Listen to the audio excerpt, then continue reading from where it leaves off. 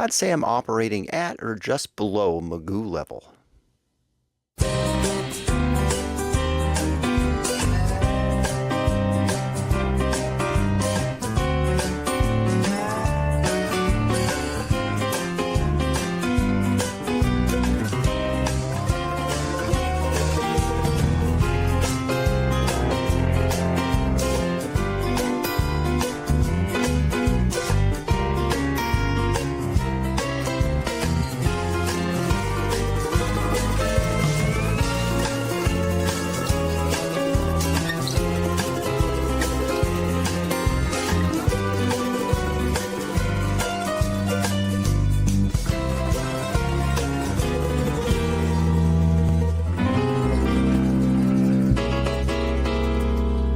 There's a jungle out there.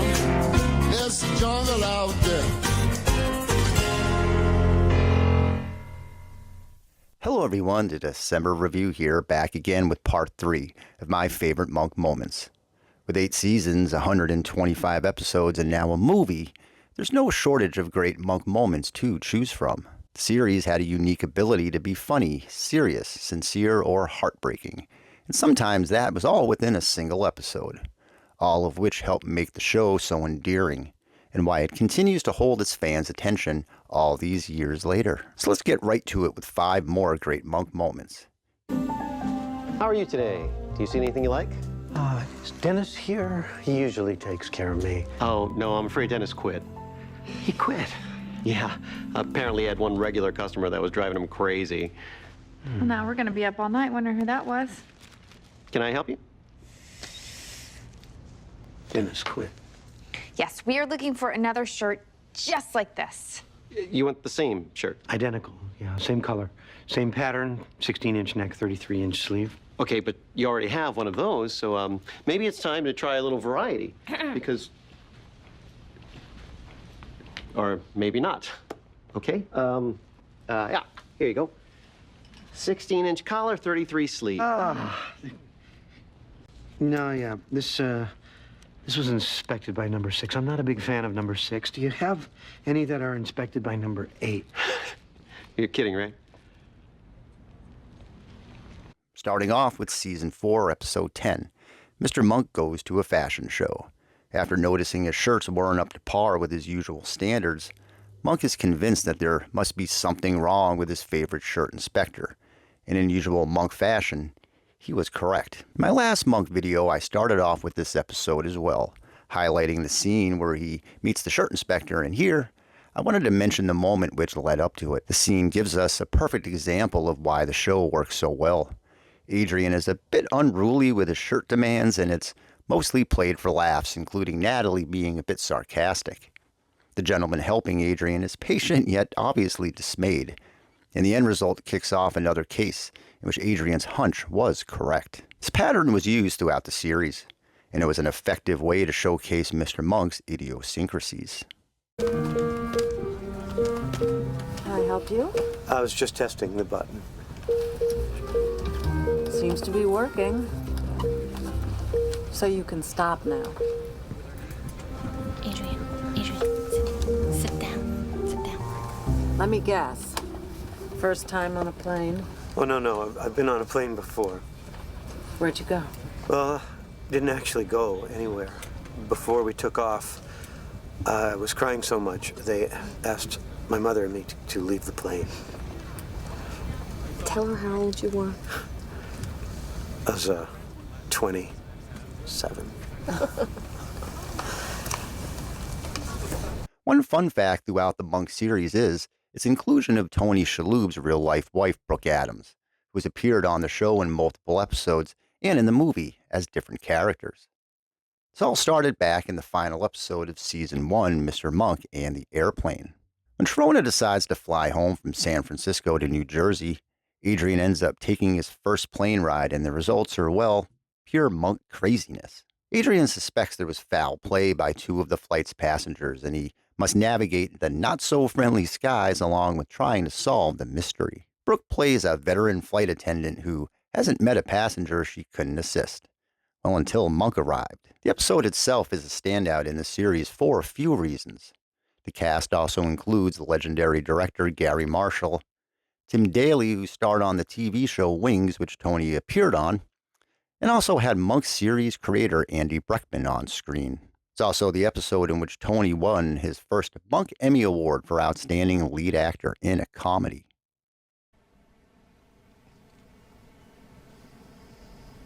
I'm gonna get out and push.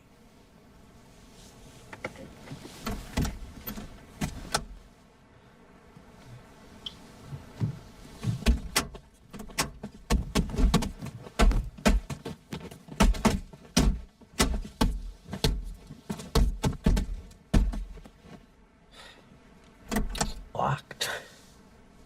It's not locked, Mr. Monk.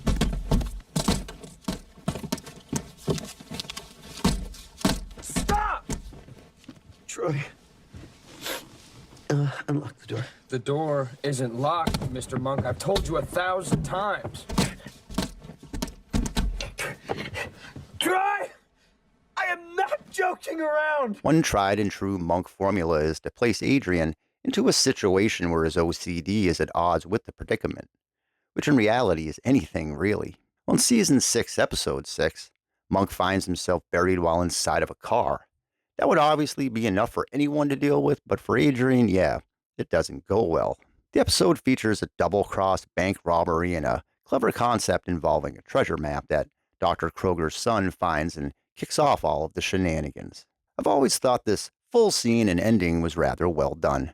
It's a pretty scary situation, and Adrian's reactions are, of course, on brand. There's a moment early on when Monk sees Dr. Kroger with a new watch, and he immediately believes it was a gift from his arch nemesis and fellow patient Harold Crenshaw, which leads me into the next moment on the list.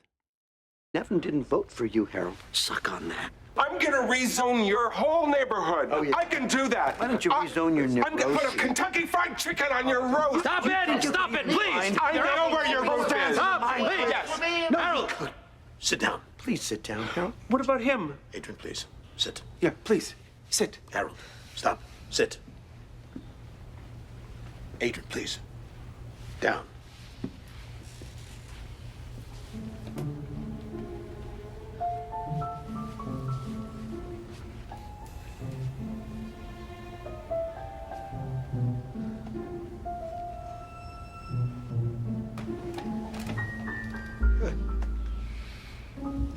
After receiving news from his insurance company that they will be capping coverage for Adrian's therapy sessions, Monk is essentially forced to attend a group session.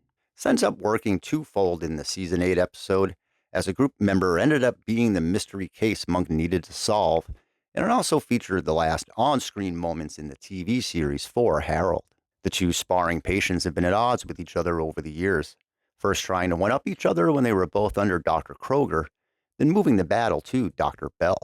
Harold was a great addition to the show as it gave another comedic outlet for Adrian, as the pair's jealousy and need to be seen as their doctor's #1 patient created some unique moments. The situation ended in a rather subtle and poignant way when Harold decided to leave the group.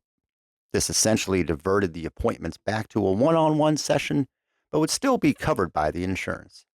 It was a very nice gesture by Harold after the torment that the pair had put each other through, one that wasn't unnoticed by Adrian. Don't say that. Don't you say that.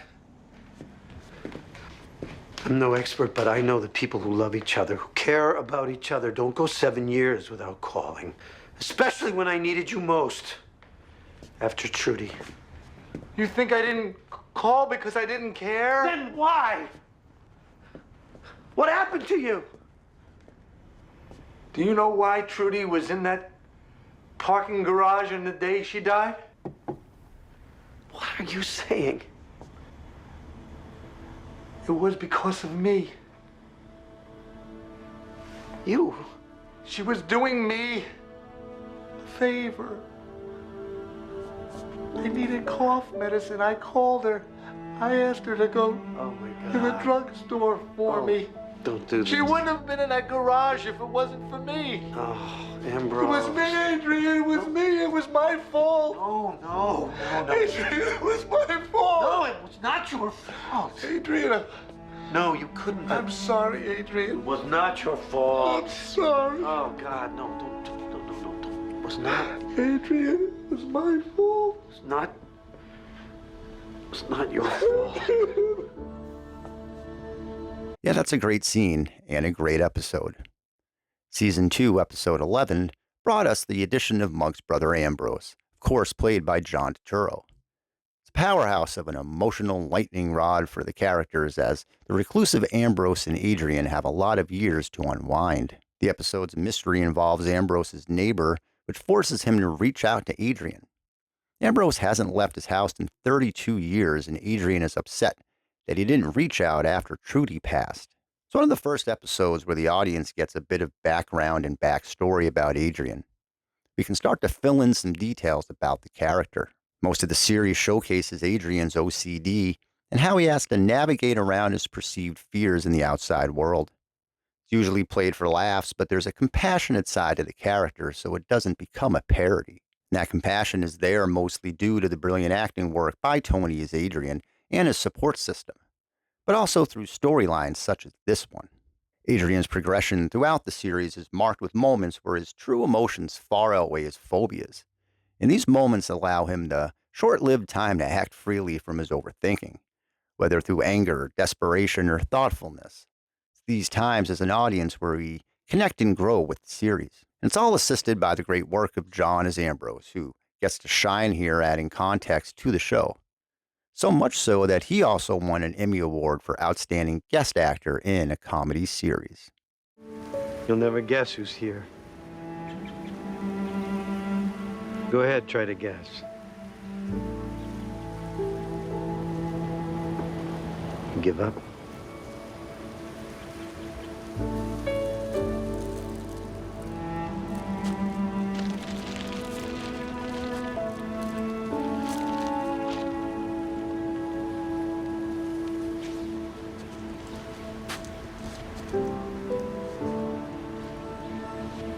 Okay.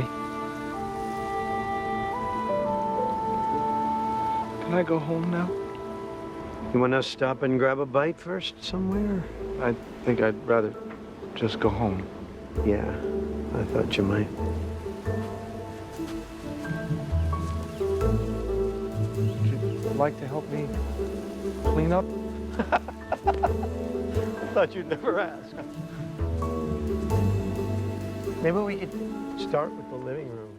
So that will do it for part 3 of my favorite Monk episodes. If you like this video, please subscribe to the channel and let me know your favorite Monk episodes in the comments section below. Thanks.